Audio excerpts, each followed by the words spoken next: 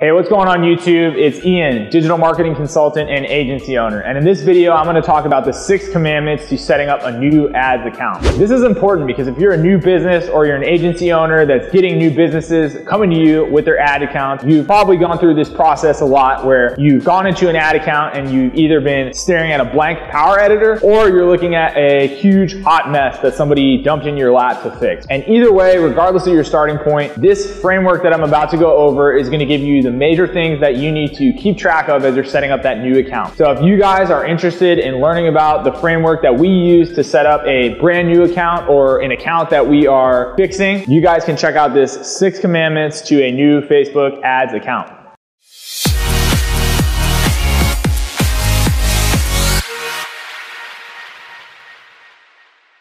The first commandment of a new Facebook ads account is to train your pixel. Now, this is an issue with a lot of new businesses that we work on, or businesses that already have some sort of subscriber list or customer list from their offline, for the offline portion of their business. This could be a business that has distribution in store for their products, someone who has a customer list from another business that they're gonna use for this new product line, for a new website and a new ads account. Whatever it is, if your business already has existing information on your customers, you're gonna want to use that. And the way that you're going to do that is written out right here. First commandment of a new Facebook ads account, which is to train your pixel. So what this means is if you have any sort of customer data, you can actually upload that into Facebook so that Facebook has a better idea of who your customers are. The way this is going to work is that it's likely your customers also have an active Facebook account that they use. If this is associated with an email or really any of the information that you're going to feed into the Facebook system with your existing customer list, Facebook is going to be able to optimize your ad campaign, in fact, your whole ad account for that data that you're inputting into the system. And if you've never used this, it's basically a way that you can upload your entire customer list directly into Facebook's audience system so that you can develop audiences from your existing customer list and you can use the data to help train your pixel more quickly. This is going to be especially important if you're starting with a brand new ads account that does not have any data on your customers. You'll be able to upload this list and Facebook will automatically be trained on your pre-existing customers so that when you go out there and you're looking for new customers online, Facebook isn't starting from scratch and spending all your money to get that data. The second commandment of a new Facebook ads account is to consolidate. So what I mean by this is mostly at the ad set level, but really this is going to apply across the account for any type of tests you're running. But let's start at the ad set level because this is where most people are going to be managing their budget on Facebook campaigns, and this is where advertisers really get into trouble with their account. So by consolidate, I mean consolidate your audiences that you're testing on any new account. And the reason for this is that unless you have an unlimited budget, you're not going to be able to put enough of your ad spend behind each individual ad set to optimize it to the level that Facebook recommends. Now, if you're not familiar with this, Facebook recommends that you get a minimum of 50 conversion events in the learning period to optimally train Facebook on what you're going after in your audience in terms of your conversion goal and who you're looking for and who's going to actually get those conversions for you. Now, if you have a certain amount to spend and you split it up between multiple ad sets, it's going to be much more difficult for Facebook to get that amount of conversions in the learning period unless you're spending a tremendous amount of money. Now, like I mentioned at the start of this section, if you have a nearly unlimited budget for all the ad sets you want to test, this is going to be fine. Facebook will go out and it will find your customers regardless. But for most businesses, that's not the case. So the limited budget they have to test on a new ad account to start seeing some return on their investment into Facebook ads needs to be spent in a way that's going to maximize Facebook's ability to optimize for going out into the marketplace and finding your customers. And the way to do that is to consolidate ad sets. So to make this more concrete, if we're taking a new ads account, and especially when we're going out there and looking for brand new customers, popular type of audience that we like to use are lookalike audiences. So this could be an audience that looks like a customer list I uploaded or looks like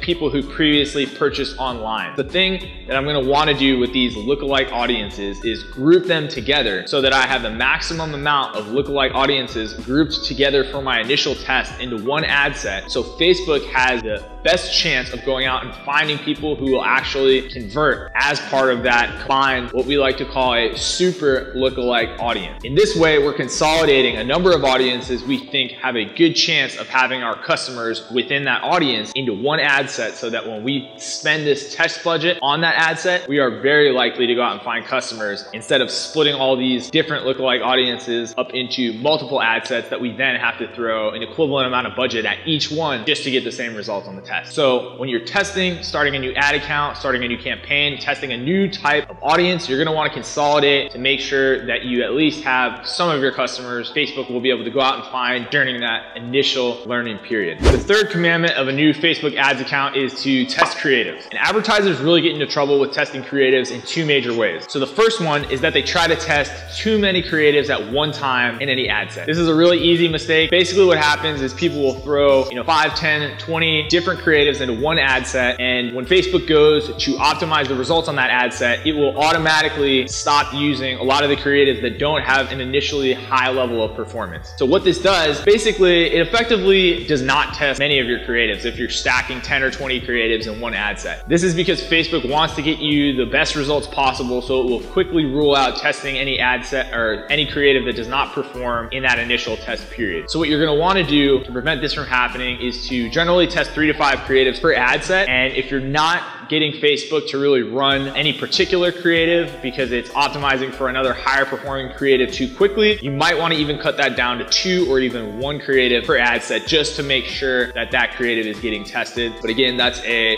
unique circumstance. The other major way that people get in trouble with creatives, and this is really the big one for new ad accounts, is looking at ad sets that aren't performing and determining it's because of the audience, and not taking that extra step to go in, look at all the creatives individually, and look at a time series analysis of their performance. Meaning, how was this creative performing in the past? Was there any dip in performance over time? Has it been, slowly trending down? How has the cost per acquisition been for this creative over time? And when you start to look at these things, you can notice trends in performance that indicate, the creative may have dropped off at a certain point due to something like the people in your audience seeing the creative way too many times, meaning the frequency of the creative would be going up rapidly. Or you may just see a consistent drop off due to people slowly being exposed to it too much, even though it's not surpassing any particular frequency cap you may have put in place. So in the first case, if people are just completely exhausted by this creative, they're seeing it way too much, you're gonna have to rotate the creative. You may be able to bring it back and still see high performance in the future, but at this point, audience is most likely exhausted. If you're seeing some sort of erratic behavior with the creative, and this is happening across that ad set with all the creatives getting erratic performance, then it might be something outside of the creative. You may have to look at the account structure and starting out with the ad set these creatives are in. But the biggest thing is to really look at creative performance over time. So going into that ad set, looking at all the different creatives in the ad set, seeing how they perform over time. Is there a trend across the ad set, or is it any one of these creatives that needs to be replaced? The fourth commandment of a new Facebook ads account is to check what sort of attribution model you're using, meaning what click attribution your Facebook ads account is using. Most people are not going to check this right off the bat, but it's extremely important, especially if you're reporting on the performance of your ads account. So by default, if you go into an ad set and you go to the bottom, you can look at what attribution model Facebook's going to use to report. By default, it's going to use the 7-day click, 1-day view attribution model. What this does is it tells Facebook that it can give itself credit for any of the sales or conversion events that happen 7 days after someone clicks through on one of your ads, or 1 day after they have viewed the ad. So this means that someone could just view your Facebook ad, go leave whatever page they're browsing on where they saw this ad on Facebook. They could come back, go to your site, they could go to another site, come back. As long as it's within that 24-hour period that someone saw an ad, Facebook is going to give itself credit for any conversion event that takes place. If someone comes on your site and buys something, opts in for a newsletter that you have set up as a conversion event, whatever it is, Facebook's going to take credit for that. Similarly, with this 7-day click, 1-day view attribution model, if someone clicks on one of your ads within any time in the next week, that 7-day period, if they take any conversion event, Facebook is going to take credit for it. So this is a huge problem for most advertisers because they're reporting to companies they're working for, or companies that are running their own Facebook ads are looking at the ad performance, and they're seeing these huge numbers, these great results, when in reality, it's not going to correlate to the performance for your actual sales. You're not going to get sales that are anywhere near as good as what Facebook's reporting if you're using this type of attribution model. So the first thing you're going to want to do to get a report from Facebook that's more closely aligned with your sales is to switch that attribution model to a 1-day click, 1-day view, or even just 1-day click. If you're using something something, if you're selling a type of product that has a very fast sales cycle, like something like an e-commerce product, something people will jump on the internet, search for a couple hours or a few minutes and purchase. In that case, you're definitely going to want to be using a shorter attribution window, especially like the one-day click attribution window. So that's something to look into. We'll get more into it in the video on this topic. I really suggest you look at that if this is a new subject for you. Okay, the fifth commandment of a new Facebook ads account is to make sure your events are firing. Now, this is huge because the way that Facebook reports conversion data, meaning how many sales you're getting, is completely dependent on the type of tracking that you're using on your site. If you're using some type of platform that has built-in Facebook tracking like Shopify, another big e-commerce platform, you're probably going to get integrations with Facebook that allows this tracking to get set up automatically. You're not going to have to do it manually, so this probably isn't something you're going to worry about so long as your integration with that platform is set up correctly. But if you're not using a platform like that that has Facebook ads integration with conversion events built in, you're going to have to make sure that someone is setting these conversion events up. The most common way to do this is to use a tag management system like Google Tag Manager, installed on a web page, and then go in and install tracking and event conversions for all these specific events that are happening on page. Things like initiate checkout, add to cart, conversion, opt-in. You're going to want to make sure that Facebook is tracking. So at a minimum, if you don't have this set up and you don't have a platform that integrates with it, you're going to want to hire someone to set this up for you, or at least someone that knows how to check to make sure that your conversion events are firing correctly, because the data that you're getting within your Facebook ads account on the performance or any other account that's linked to your Facebook ads is not going to be accurate if the tracking is not correct. And most importantly, more important than even your reporting, if the tracking is not correct, Facebook is going to optimize for events that don't actually have to do with your sales data. So for example, if you have a conversion event taking place on a page that is not actually being used to sell a product and it's firing on that page, and Facebook is optimizing for that event, that means Facebook is going to be optimizing to send people to a page that does nothing. Now, I understand that this is an extreme example, but it gives you an idea of some of the problems with people's business setups when they don't have tracking set up to optimize Facebook for the correct events. Facebook is one of the most powerful advertising tools in the world simply because it's able to use all the amazing algorithms that engineers at Facebook have built to optimize for advertising with the data that you're feeding it. So if you're feeding it the wrong data, it's going to do an amazing job of optimizing for the wrong events. So you want to make sure that your event tracking is set up completely correctly before you start running traffic. The sixth commandment of setting up a new Facebook ads account is to not go negative. So this is important because you need to look at Facebook ad spend as an investment, just like you would any other investment. And this means if you're going to spend money, you need to be A, making back money, or B, getting valuable data that you're willing to pay for out of the test that you're running and spending this money on. So what this means is obviously you want to get a high return if you're just selling a product and you're ready to go pushing people into some sort of marketing funnel that's going to get you a return on your ad spend. That's great. Not going negative in this case is self-explanatory. But it gets a little more complicated when you're setting up a new ads account and you have to run some tests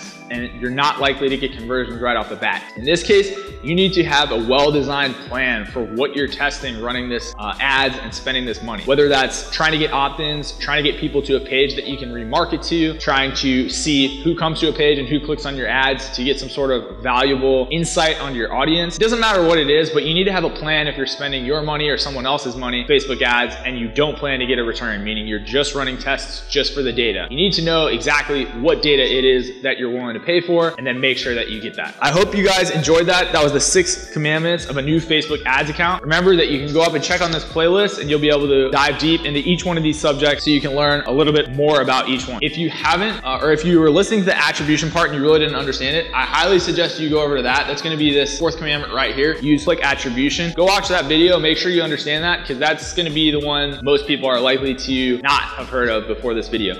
If you guys like that, make sure to press the like button and comment below letting me know what else you guys would like to learn. And then as always, make sure to subscribe so you're notified anytime that we come out with new videos on paid marketing, attribution, analytics, anything data-driven marketing. Thanks for watching.